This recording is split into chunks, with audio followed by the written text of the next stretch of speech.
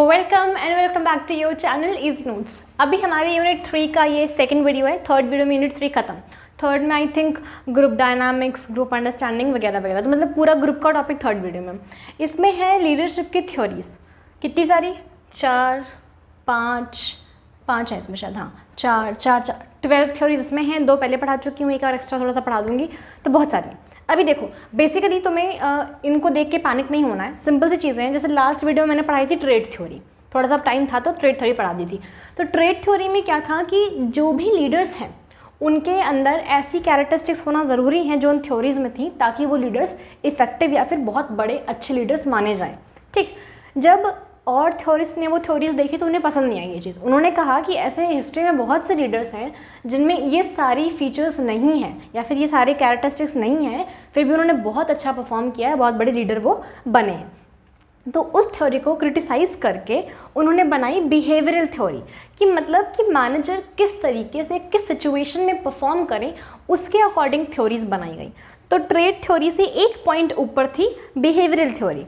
फिर हमारे पास जब बिहेवियरल थ्योरी बनी तो उन्होंने कहा कि ऐसा ज़रूरी नहीं है कि जो मैनेजर्स जो 2-4 लीडर्स का आपने सर्वे लिया है, जिनके साथ आपने काम किया है, उनके बाद ये थ्योरीज बनाई हैं, जैसा वो सोचते हैं, जैसा वो बिहेव करते हैं, वैसा हर कोई मैनेजर करता। तो इस तरीके का क्रिटिसिज्म या फिर डिसएडवांटेज बिहेवियरल थ्योरी का मान के बनाई गई कंटिजेंसी या फिर सिचुएशनल थ्योरी। एंड ये चीज़ कुछ हद तक ठीक भी है, क्योंकि अगर मान लीजिए किसी का एक बिहेवियरल पैटर्न है, मान लीजिए कोई इंसान है जो बहुत ही काम कूल माइंडेड है, बट ऐसा पॉसिबल नहीं है कि फॉर द लाइफ टाइम उसे कभी गुस्सा ही ना आए अगर वो कूल माइंडेड है तो सेम चीज़ यहाँ पर भी थी। मान लीजिए किसी भी इंसान का बिहेवियर बहुत ही इंस्पिरेशनल है, बट ऐसा पॉसिबल नहीं है कि उस इंसान से कभी भी कोई गलती हो ही ना या हुई ही ना हो।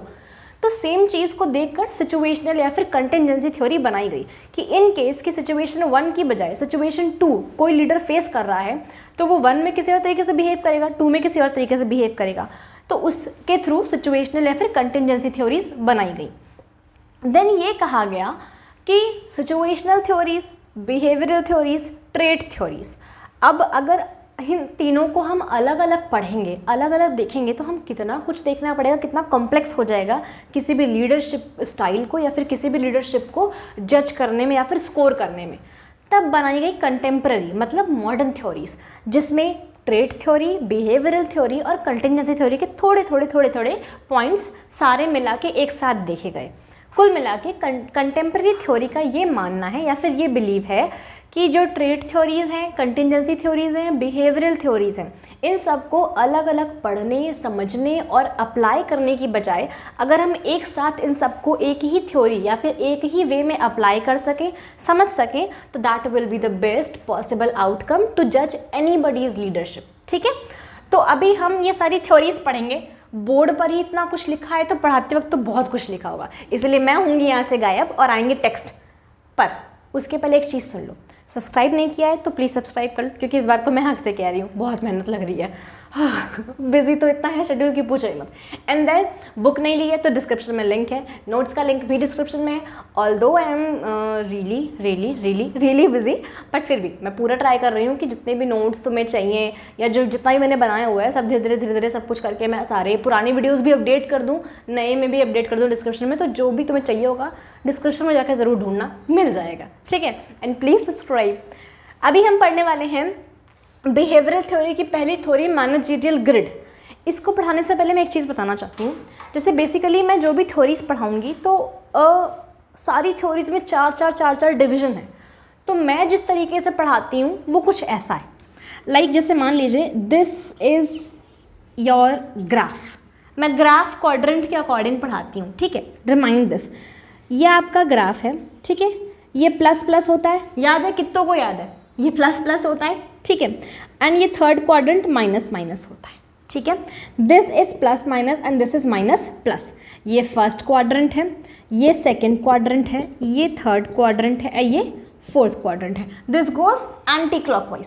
तो जब मैं फर्स्ट क्वाड्रेंट में कोई भी चीज़ रखूँगी, बेसिकली बुक्स में भी आपको ऐसे ही मिल जाएगा, किसी में अलग ग्राफ मिलेगा, किसी में ऐसे मिलेगा, किसी में मिड पॉइंट भी आपको मिलेगा जहाँ पे ना न्यूट्रल पोजीशन होगी। जब मैं कुछ भी कहूँगी इस वीडियो में कि फर्स्ट क्वाड्रेंट में है, मतलब उसके दोनों ही पॉइंट, चाहे मैं कुछ भी बोलूँ, जैसे मान लीजिए कि मैं बोल रही हूँ टास्क और रिलेशनशिप, ठीक है, कि कोई लीडर टास्क को कैसे देखता है, रिलेशनशिप को कैसे देखता है। तो अगर मैं टास्क और रिलेशनशिप बोलूँगी फर्स्ट क्वाड्रेंट में, तो मतलब ये है कि वो लीडर टास्क को भी अच्छे से पूरा करवाता है और उसका अपने ग्रुप मेंबर से रिलेशन भी बहुत अच्छा है। पर अगर मैं बोलूँगी टास्क और रिलेशनशिप सेकंड क्वाड्रेंट में, तो इसका मतलब वो टास्क तो अच्छे से करा लेता है पर उसकी रिलेशनशिप्स थोड़ी सी कमज़ोर है क्योंकि वो माइनस में है। जब मैं बोलूँगी थर्ड, तो मतलब उसका टास्क और रिलेशनशिप दोनों ही माइनस में है। क्यों? क्योंकि वो इफेक्टिव लीडर नहीं है या फिर वो कुछ इनोवेटिव ऐसा ट्राई नहीं कर रहा। जब मैं बोलूँगी फोर्थ क्वाड्रेंट, तो मतलब ये कि वो टास्क तो नहीं करा पाता है, हो सकता है स्किल की कमी हो, पर उसके रिलेशंस बहुत अच्छे हैं अपने एम्प्लॉय से, मतलब वो फोर्थ क्वाड्रेंट में है। तो ऑलवेज ट्राई टू अंडरस्टैंड, पूरे वीडियो में यही चीज़ ध्यान रखना। चाहे तो अभी कहीं लिख लो अगर बैठे हुए हो कि जब मैं फर्स्ट सेकंड थर्ड क्वाड्रेंट बोलूँगी तो उससे मेरा क्या मतलब है। बेसिकली तो मैं पढ़ना भी यही होगा और पहली थ्योरी भी कुछ ऐसी ही है मैनेजरियल ग्रिड की। तो अभी हम देखते हैं कि उस थ्योरी में एक्चुअली है क्या। ठीक है, टेक्स्ट आएंगे वीडियोस पे, आप उसको ध्यान देना, बाकी मैं जो बोलूँगी उसको सुनते रहना। ठीक है, तो मैनेजरियल ग्रिड की जो थ्योरी है बेसिकली कहती है ये कि दो तरीके की लीडरशिप की स्टाइल्स होती हैं। मतलब अगर बिहेवियर देखा जाए तो लीडर में दो तरीके के बिहेवियर होते हैं। पहला तो टास्क ओरिएंटेड बिहेवियर और दूसरा हमारा होता है रिलेशन ओरिएंटेड बिहेवियर। टास्क मतलब वो कितना टास्क करा सकता है एंड रिलेशन मतलब उसकी अपने एम्प्लॉयज़ से या फिर अपने ग्रुप मेंबर से कितने अच्छे रिलेशंस हैं। ठीक है, तो इसमें कुछ भी आपको डिफरेंट याद नहीं करना, कुछ भी मैंने सेम चीज़ कही थी। अभी आते हैं यहाँ पर, इसमें सेम चीज़ है। मैं अगर यहाँ पे उसको बोलती हूँ टास्क रिलेशन, तो मतलब उसका टास्क कराने का तरीका और रिलेशन बिल्ड करने का तरीका दोनों ही बहुत अच्छा है, उसकी लीडरशिप बहुत बहुत बहुत इफेक्टिव है। फर्स्ट क्वाड्रेंट का मतलब ही बहुत इफेक्टिव है और थर्ड क्वाड्रेंट का मतलब भी कि उसको इम्प्रूव करने की या फिर चेंज करने की बहुत ज़्यादा नीड है। तो ये सेम चीज़ हो गई। This is managerial grid. Grid का मतलब ही ग्राफिकल लाइन्स। ठीक, तो ये थी first. Then the second one is Likert's 4 system of leadership. अब इनके अकॉर्डिंग लीडरशिप के 4 सिस्टम्स होते हैं। सबसे पहला है एक्सप्लॉइटेटिव अथॉरिटेटिव। सेम चीज़ जो मैंने लास्ट वीडियो में बताई थी। एक्सप्लॉइटेटिव अथॉरिटेटिव मतलब मैनिपुलेटिव डिक्टेटरशिप, लेकिन उसमें सिर्फ खुद की चलानी, खुद के हिसाब सब कुछ करना। आपकी प्रजा क्या है, कैसे है, डजंट मैटर्स टू यू। जो आपको सही लगेगा या जो आपको अच्छा लगेगा आप वही चीज़ अप्लाई करेंगे। Then the next one which we have is benevolent authoritative leadership style.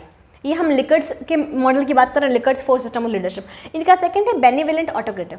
Same example जो मैंने लास्ट वीडियो में दिया था, लाइक कि कोई राजा है, ऐसे बहुत से राजा हुए हैं जो अच्छे थे, बहुत से हुए हैं जो बहुत बुरे थे। ठीक है, तो सेम चीज़ आप अप्लाई होती है। राजा है, उसकी डिक्टेटरशिप ही है, डिसीजन वही ले रहे हैं, भले ही किसी सलाह ले रहे हैं, किसी से इन्फॉर्मेशन ले रहे हैं, बट लास्ट एंड डिसीजन उन्हीं का होता है। तो बेनिवोलेंट डिक्टेटरशिप में क्या होता है, बेनिवोलेंट अथॉरिटेटिव जो लीडरशिप स्टाइल्स होती हैं उसमें बेसिकली जो भी डिसीजन लिया जाता है वो आपके एम्प्लॉइज़, आपके ग्रुप मेंबर्स या फिर फॉलोअर्स के फेवर में लिया जाता है। ठीक है, then the third one which we have is consultative and fourth one is participative. Consultative है मीन्स लाइक कि आप सब किसी के पॉइंट ऑफ व्यूज़ को सुनते हैं, उनसे कंसल्ट करते हैं कि ऐसी प्रॉब्लम है या फिर ऐसी सिचुएशन है, अब हमें यहाँ पे किस तरीके से क्या डिसीजन या फिर क्या बिहेवियर अपना रखना चाहिए। And the participative means here is completely democratic. वहाँ पे आपके जो ग्रुप के मेंबर्स हैं वो पार्टिसिपेट करेंगे, उनका भी योगदान होगा, वो सिर्फ पॉइंट ऑफ व्यू नहीं रखेंगे, वो डिसीजन में अपना खुद का वी कैन से कॉन्ट्रीब्यूशन भी देंगे। That is participative. ठीक है, participative is something like free rein, something you can say here इनके मॉडल के अकॉर्डिंग। ठीक है, उसमें लीनियंसी होती ही ज़्यादा है, थोड़ा सा हम कह सकते हैं। ठीक, then third one is Ohio State universities studies. State universities थी ओहियो की, जिनके कुछ बच्चों ने कुछ स्टडीज़ करी थी लीडरशिप स्टाइल के ऊपर, तो उसके बेसिस पे ये हमारी थ्योरी थर्ड बिहेवियरल थ्योरी बनी है। बेसिकली इसमें क्या है, इसमें भी सेम चीज़ है, वही ग्रिड बना हुआ है। अब इसमें क्या है, जैसे कि अब मैनेजरियल ग्रिड में मैंने आपको बताया था, मैनेजरियल ग्रिड में टास्क था और रिलेशन ओरिएंटेड था, टास्क ओरिएंटेड और रिलेशन ओरिएंटेड। सेम चीज़ इसमें भी है, टास्क ओरिएंटेड और पीपल ओरिएंटेड। बस फ़र्क इतना है कि जो ये लोग टास्क ओरिएंटेड को बोलते हैं इनिशिएटिंग फैक्टर और पीपल ओरिएंटेड को ये लोग बोलते हैं कंसिडरिंग फैक्टर। कंसिडरिंग मतलब हम दूसरों की भावनाओं को, उनके पॉइंट ऑफ व्यूज़ को, उनकी एग्जिस्टेंस को, उनके सपोर्ट और एफर्ट को कंसीडर करते हैं। ठीक है, एंड इनिशिएटिंग मतलब कि हमें कोई काम मिला है तो हम उसको पूरा कराने के लिए इनिशिएटिव्स लेते हैं। ठीक, तो बस इतना ही डिफरेंस है, बाकी सेम चीज़ है। The last one which we have is Michigan studies. Michigan studies कहती हैं कि 2 टाइप के बिहेवियर होते हैं, किसी भी लीडर के अंदर 2 टाइप के बिहेवियर होते हैं। पहला होता है एम्प्लॉय सेंटर्ड बिहेवियर और दूसरा होता है production centred behaviour. Again the same thing, आपने देखा, मैंने इसलिए ये क्वाड्रेंट आपको समझाया था क्योंकि इन चारों थ्योरीज में सेम चीज़ें हैं एक्सेप्ट दिस 4 सिस्टम, उसमें तो स्टाइल्स ही दे दिए सीधे सीधे। इसमें भी वही कह रहे हैं, employee centred, production centred. Employee centred का मतलब आपके रिलेशंस कितने अच्छे हैं आपके ग्रुप के लोगों के साथ, और प्रोडक्शन सेंटर्ड का मतलब आपने किसी भी टास्क जो आपको मिला है उसको कितना अच्छा परफॉर्म कर सकते हैं। सेम चीज़ टास्क रिलेशन, यहाँ पे बस नाम एम्प्लॉय सेंटर्ड है और दूसरा नाम है हमारा यहाँ पे प्रोडक्शन सेंटर्ड। सेम चीज़ यहाँ पे भी आ जाएगी। एंड इसमें जो कुछ डिफरेंट है वो ये है कि इन्होंने 3 इफेक्टिव स्टाइल्स भी डिस्कवर किए थे जो कि सेम चीज़ है, task oriented, relationship oriented and participative. Again the same thing, ठीक। 3 स्टाइल्स में बस एक बढ़ा दिए, पार्टिसिपेटिव। तो आई डोंट थिंक सो कि इसमें कुछ याद करने वाला था, इसलिए मैंने लास्ट वीडियो में कहा था कि सब्सक्राइब कर लो, पैनिक करने की कोई नीड ही नहीं है, खटाक से खत्म हो जाएगी। Then we have contingency and situational theories. Same चीज़ जो लास्ट वीडियो में बताई थी। बिहेवियरल थ्योरीज में उन्होंने कहा कि आप बता रहे हैं कि किसी भी लीडर में ये बिहेवियर होता है या फिर वो ऐसे ऐसे बिहेव करता है, बट आपने ये तो बताया ही नहीं कि अगर उसे सिचुएशन 1 मिली है, सिचुएशन 2 मिली है, तो सेम इंसान दोनों सिचुएशन में अलग अलग बिहेव करेगा ना, बट ऑब्वियसली अलग अलग बिहेव करेगा। तो सेम चीज़ यहाँ पर भी थी। तो इसके अकॉर्डिंग हमारी कुछ 4-5 थ्योरीज उन्होंने बनाई कंटिजेंसी थ्योरी में। पहली थी लीडरशिप इफेक्टिवनेस मॉडल। ये जो लीडरशिप इफेक्टिवनेस मॉडल है ये कहता है कि कोई भी लीडर की इफेक्टिवनेस इस बात पर डिपेंड करती है कि वो किसी भी सिचुएशन में कितनी जल्दी एक्शन ले सकता है, चाहे वो बुरी सिचुएशन हो, अच्छी सिचुएशन हो। एक लीडरशिप एक किसी भी लीडर की या फिर किसी भी मैनेजर की तभी इफ़ेक्टिव होगी जब उसकी एक्शन लेने की एबिलिटी काफ़ी ज़्यादा अच्छी हो किसी भी टाइप की सिचुएशन में, ठीक। तो सही भी है, बट ऑब्वियसली सही है ना, जो कि एक्सपीरियंस से धीरे आ जाता है। तो इनका ये बिलीव था। Then what we have in this theory is कि इनके अकॉर्डिंग लीडरशिप की 2 स्टाइल्स होती है। पहला टास्क ओरिएंटेड, जैसे हम हार्ड नेक्ड भी बोलते हैं स्टाइल, ठीक है। दूसरा होता है ह्यूमन रिलेशन, जैसे हम लीनियंट स्टाइल भी बोलते हैं। सेम चीज़ जो बिहेवियर में पढ़ी है आपने, टास्क और ह्यूमन रिलेशन, क्योंकि दो ही चीज़ें होती हैं, आपको काम कराना होता है और लोगों से कराना होता है, तो हर जगह आपको 2 चीज़ें दिखेंगी ही दिखेंगी, ठीक है। और इन्होंने कहा कि इन चीज़ों को देखने के लिए, समझने के लिए या फिर लीडरशिप की स्टाइल को रेटिंग देने के लिए हमें 3 चीज़ों की ज़रूरत होती है, जिन्हें हम बोलते हैं 3 डिफरेंट वेरिएबल्स, ठीक। पहला वेरिएबल कि लीडर की पोजीशन और पावर क्या है, किस पोजीशन पे है लीडर और कितनी पावर वो होल्ड करता है, उसके फॉलोवर्स ने या फिर उसके ग्रुप के मेंबर्स ने उसे कितनी पावर दे रखी है। सेकेंड थिंग जो ये बताते हैं वो है टास्क का स्ट्रक्चर, टास्क कितना कॉम्प्लिकेटेड है, कितना सिंपल है, कितना पीपल ओरिएंटेड है, कितना मशीन, कितना मतलब किस तरीके का टास्क है, ठीक है। And the third one is कि उसके एम्प्लॉयज़ से, ग्रुप मेंबर्स से या फिर फॉलोवर्स से रिलेशंस कैसे हैं। इन 3 चीज़ों का अगर हमें पता होगा, ठीक है, इन्फॉर्मेशन होगी इन तीनों के बारे में, तो हम उसकी लीडरशिप स्टाइल की इफ़ेक्टिवनेस को जज भी कर सकेंगे और रेट भी कर सकेंगे। देन इसमें क्या है, जो लास्ट कंक्लूजन निकल के आता है, थोड़ी सी लंबी थ्योरी है ये, वो कंक्लूजन ये है कि किसी भी लीडर के कितने भी फॉलोअर्स हैं, कितने भी ग्रुप मेंबर्स या व्हाटएवर, मतलब जितने भी लोगों को वो असिस्ट कर रहा है, उनमें से जितने ज़्यादा लोग उस लीडर का जितना ज़्यादा फेवर करते हैं, उसकी लीडरशिप स्टाइल, उसकी इंस्पिरेशनल क्वालिटीज़ उतनी ही ज़्यादा इफ़ेक्टिव होती हैं, ठीक है। Then the next one which we have is SLM, which is situational leadership model. Again the same thing. इसमें इनके कहने का मतलब ये है कि जो मैं यहाँ पे अब तक आपको टास्क और रिलेशन के रेफरेंस में पढ़ा रही थी कि टास्क अच्छा करा लेते हैं पर रिलेशंस नहीं अच्छे हैं तो सेकंड क्वाड्रेंट में हैं, अगर टास्क और रिलेशन दोनों अच्छा तो फर्स्ट क्वाड्रेंट में, सेम चीज़ यहाँ पर भी आप पढ़ेंगे। बस यहाँ पे फ़र्क इतना है कि अगर जो आपका फॉलोवर है वो मैच्योर लेवल पे है, मतलब वो इंटेलिजेंटली, इमोशनली अपने विजन, अपने गोल को लेके मैच्योर है, तो उसमें काम करने की एबिलिटी और काम करने की चाहत दोनों ही बहुत ज़्यादा होगी, ठीक है। बट अगर उसमें काम करने की चाहत और काम करने की एबिलिटी, स्किल्स दोनों ही कम है, तो मतलब उसमें मैच्योरिटी बहुत कम है, ठीक है। यहाँ पे ये मतलब है कि किसी लीडर, कोई भी लीडर, वो अपने किसी फॉलोवर या फिर अपने किसी ग्रुप मेंबर को ऊंची पोजीशन पर उसके गोल को अचीव करने के लिए किस तरीके से मोटिवेट करता है। ठीक है, तो सेम चीज़ यहाँ पर है। तो अगेन द सेम थिंग, फिर से देख लो, अगर काम करने की एबिलिटी और काम करने की चाहत, मतलब स्किल और चाहत दोनों ज़्यादा होगी तो फर्स्ट क्वाड्रेंट में, मतलब हाईएस्ट मैच्योरिटी पर होगा वो। मगर काम करने की एबिलिटी होगी पर चाहत नहीं होगी तो वो समवेयर वी कैन से कि उसमें स्किल्स तो हैं, उसने कैसे जैसे तैसे करके स्किल्स सीखी तो, पर चाहत नहीं है, तो वो थर्ड क्वाड्रेंट, मतलब वो उसमें मैच्योरिटी का लेवल थोड़ा कम है, चाहत भी नहीं है और स्किल्स भी नहीं सीख रहा है, मतलब मैच्योरिटी है ही नहीं, उसने अपना विजन अभी तक डिफाइन किया ही नहीं है। ठीक है, बट एबिलिटीज़ थोड़ी कम है पर विलिंगनेस बहुत ज़्यादा है, मतलब बहुत चांसेस हैं कि आप उसको ब्रेनस्टॉर्मिंग करके मोटिवेट करके काम करा सकते हैं। दैट मीन्स कि वो मैच्योरिटी के सेकंड स्टेज पर है। ठीक है, सेम चीज़ यहाँ पर आ गई। तो again the same thing here is कि आपके जो फॉलोअर्स हैं वो कैसे हैं, आप उस बेस पे उनको जज करके आप किस तरीके से उनको मोटिवेट करके उनका गोल अचीव करवाने में हेल्प करा सकते हैं।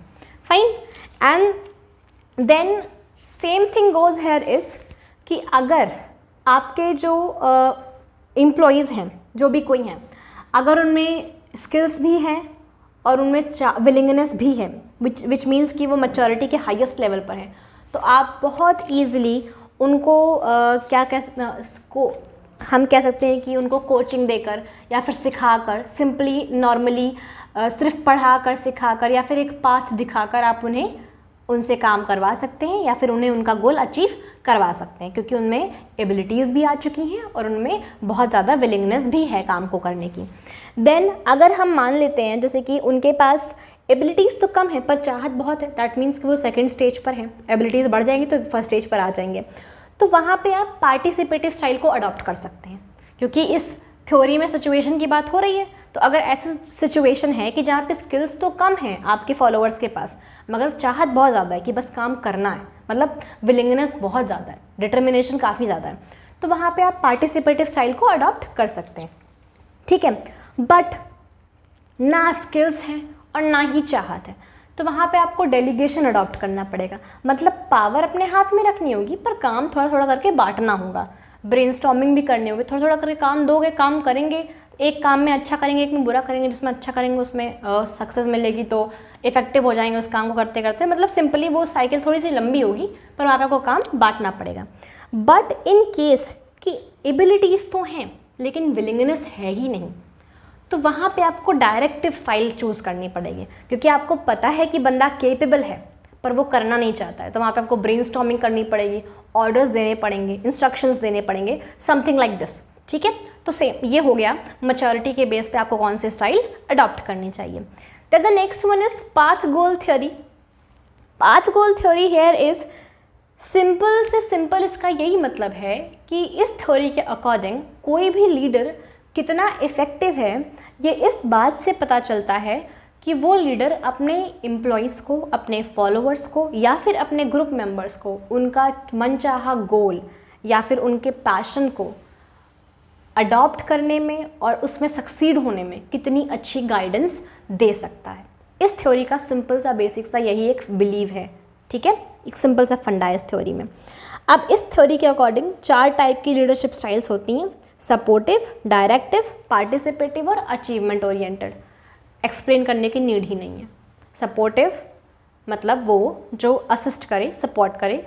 डायरेक्टिव मतलब वो जो डायरेक्शंस दे के, ऑर्डर्स दे के काम करा ले। And the third one is participative मतलब वो जो उनकी भी सुने और अपनी भी कहे।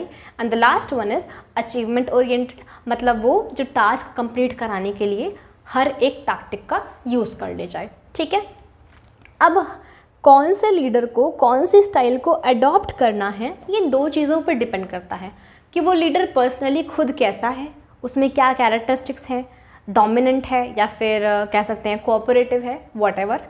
एंड दूसरी चीज़ कि इन्वायरमेंट कैसा है, मतलब एम्प्लॉयज़ स्किल्ड हैं कि अनस्किल्ड हैं, एम्प्लॉयज़ विलिंग हैं कि अनविलिंग हैं, व्हाटएवर। ठीक है, then the last one which here we have is leadership participation model.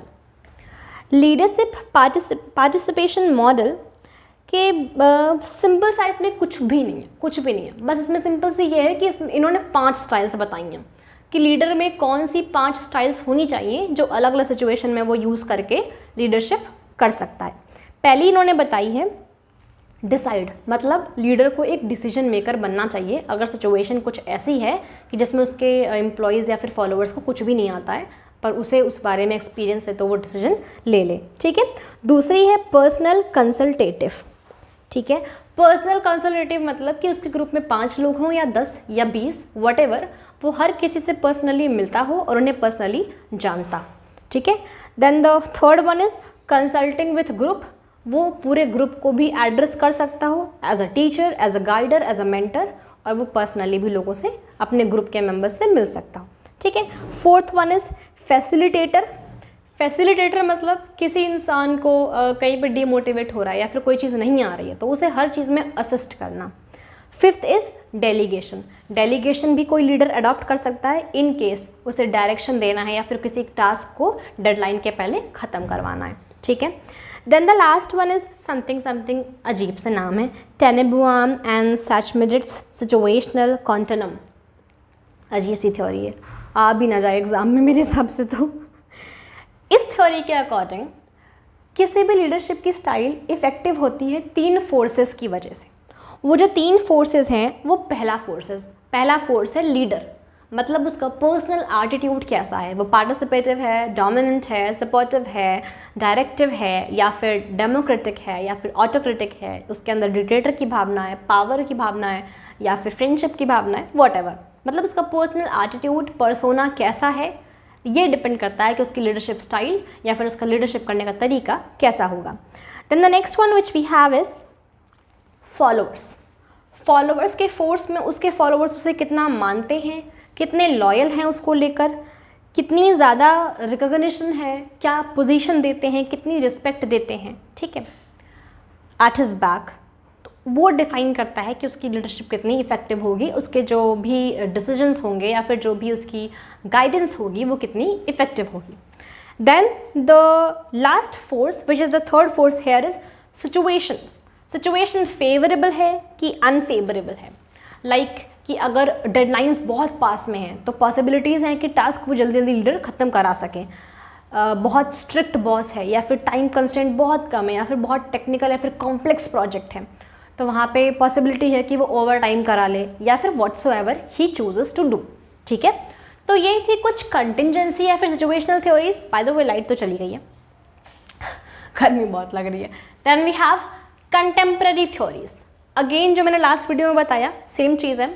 जब लोगों ने देखा कि ट्रेड थ्योरीज भी बनी हैं, कंटिंजेंसी थ्योरीज भी बनी हैं, बिहेवियरल मतलब इतनी सारी थ्योरीज बन चुकी हैं, तो कुछ थ्योरिस्ट का ये कहना था कि जब इतनी सारी थ्योरीज आपने बना दी हैं, ठीक, तो कोई एक ऐसी भी थ्योरी होनी चाहिए जो सिंपल टू अप्लाई हो, जिससे हम लोग लीडर का ट्रेड, उसका बिहेवियर, उसके सिचुएशनल अप्रोचेस सब कुछ एक साथ समझ सकें।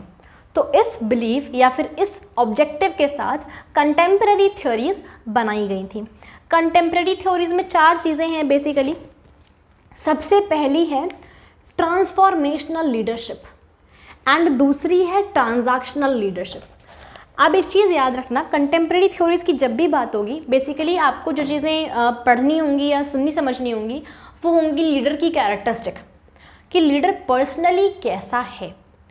ट्रांसफॉर्मेशनल लीडरशिप वही लोग कर सकते हैं जो एक्चुअली पर्सनली बहुत ज़्यादा खुद में मोटिवेटेड हों, पॉजिटिव एटीट्यूड रखने वाले हों, सपोर्टिव हों और उनका जो लाइफ का एजेंडा हो या फिर मिशन हो वो something related to social welfare हो।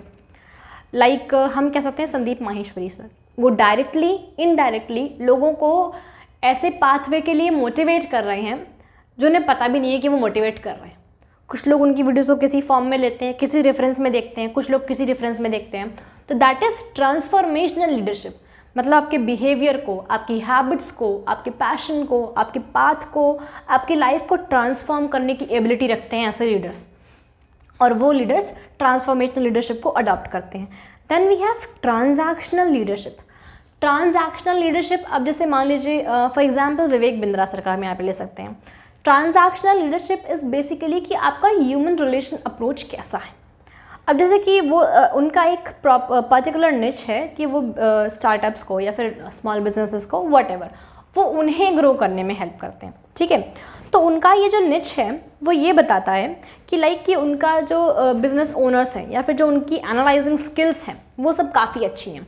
तो उसके रेफरेंस में वो जब उन्हें गाइड करते हैं या फिर हम कह सकते हैं कि what to say about this, guide करते हैं या फिर उन्हें एक पाथवे देते हैं या फिर उन्हें एक सोल्यूशन निकाल कर देते हैं, तो उनका इंटरपर्सनल कम्युनिकेशन काफ़ी ज़्यादा रहता है, बेसिकली काफ़ी ज़्यादा रहता है इंटरपर्सनल कम्युनिकेशन। तो उनका जो ह्यूमन रिलेशन है वो काफ़ी ज़्यादा रहता है। फाइनली लाइट आ गई है। तो ट्रांजैक्शनल लीडरशिप बेसिकली वो लोग करते हैं जो पर्सनली कॉन्टैक्ट करना ज़्यादा पसंद करते हैं। यहाँ पे कोई क्योस मत क्रिएट करना, मैं ये नहीं कह रही कि संदीप सर पर्सनली कॉन्टैक्ट नहीं करते हैं, मैं ये बता रही हूँ कि उनके प्रोफेशन में डिफरेंस क्या है। संदीप सर ब्रेन स्ट्रॉमर है, ठीक है, वो आपके पाथ को किस वे में कब कहाँ किस वीडियो से चेंज कर रहे हैं, he doesn't himself knows. But Vivek sir का मोटिव ही ये है कि वो बिजनेसेस को या फिर स्टार्टअप या फिर जो भी कुछ उनके पास कुछ मदद लेने आ रहा है या फिर कुछ एनालिटिकल स्किल्स या फिर कुछ प्रोजेक्ट उनके पास लेकर आ रहा है तो वो उन्हें हेल्प करते हैं, ठीक है। तो बस बेसिक यही डिफरेंस है कि ट्रांसफॉर्मेशनल लीडरशिप आपको मोटिवेट करेंगे एंड ट्रांजैक्शनल लीडरशिप आपका एक एग्जैक्ट प्रॉब्लम का निकाल के देंगे, ठीक है। बस इतना डिफरेंस था। Then next we have is charismatic leadership and the fourth one is visionary leadership. When to talk about charismatic leadership is here कि आपकी characteristics कैसी हैं। सेम चीज़ यहाँ पे आ गई जो मैंने आपको ट्रेड थ्योरी में पढ़ाई थी। charismatic leadership वही इंसान फॉलो कर सकता है जिसमें self confidence, vision, clarity and we can say like inspirational powers, motivational powers काफ़ी ज़्यादा लेवल की हूँ, उसका इम्पैक्ट, उसका इंस्पिरेशन लोगों पे काफ़ी ज़्यादा मास के लोगों पे बहुत अच्छे से पड़ता हो, ठीक है। तो बेसिकली उस पर एक चरिश्मा होता है, कहते हैं ऑरा। बट ऑब्वियसली भाई कोई इंसान इस लेवल का अगर पॉपुलर है ना तो उसके पास कुछ तो ऐसा ऑरा है जो मे बी आप नोटिस करें या ना करें, बट कभी आप उससे पर्सनली मिलेंगे तो आपको ज़रूर वो फील होगा, because that is what he और she has created since years in herself और हिमसेल्फ, ठीक है। तो charismatic लीडरशिप वही लोग फॉलो कर सकते हैं जिनकी personal attitude, personal upbringing, thinking सब कुछ बहुत डिफरेंट हो, ठीक। And the last one is visionary leadership style जो कि इसमें है हमारे पास कंटेम्प्रेरी में। विजनरी में which we have is that कि विजन गोल बहुत क्लियर हो, आपका भी और आपके ग्रुप मेंबर्स, फॉलोअर्स, एम्प्लॉयज़ का भी। आप उन्हें गाइड करें, उन्हें मोटिवेट करें, मतलब बेसिकली एक टारगेट हो, एक गोल हो जिस तक आपको पहुंचना, दैट इज़ विजनरी। विजनरी के लिए भी आपको भाई सेल्फ कॉन्फिडेंस चाहिए, क्रिएटिव थिंकिंग चाहिए, बहुत ज़्यादा ओपन माइंडेडनेस चाहिए, एडॉप्शन टू चेंज चाहिए वगैरह वगैरह। तो लिखती भी जा रही हूँ, साथ में बताती भी जा रही हूँ। सो डिस्क्रिप्शन में नोट्स का लिंक है, बुक्स का भी लिंक है, please go and bye them and yes please subscribe अगर थोड़ा सा भी पसंद आया हो पढ़ाने का तरीका। एंड वन थिंग मोर, अगर ये ग्रिड वाला तरीका आपको समझ नहीं आ रहा मेरा, आई होप आ जाएगा क्योंकि बहुत ईजी है, तो एक बार खुद से जब मेरे नोट्स पढ़ना या बुक से पढ़ना, व्हाटएवर बुक खरीदना जो भी कुछ, तो लिखना एक बार इन्हें एंड देन ट्राई करना कि कितना ईजी है, लिटरली ईजी है। आपको बस इतना याद करना है कि पॉइंट दो कौन से हैं, टास्क और रिलेशन। आप हर थ्योरी में चारों को चार जगह रखोगे ना तो आपको चारों पॉइंट खटाक से मिल जाएंगे, कुछ नहीं करना होगा आपको। तो अगर आपको यहाँ पे नहीं आया तो वीडियो रिवाइंड करके देख लो, एंड नहीं करना है तो प्लीज़ एक बार खुद से ज़रूर ट्राई करना, बिकॉज ये मेथड बेसिकली यूज़ भी होता है and this is the easiest method, ठीक है। क्योंकि मैंने ऐसे ही पढ़ा था तो मैंने आप लोगों को भी ऐसे ही पढ़ा दिया। सो प्लीज़ सब्सक्राइब अगर पसंद आया हो तो। Stay tuned for the video जिसमें मैं एक पूरा वोकेशनल सब्जेक्ट एक ही वीडियो में ख़त्म करने वाली हूँ क्योंकि बहुत ज़्यादा बिजी स्केड्यूल चल रहा है। Thank you for watching.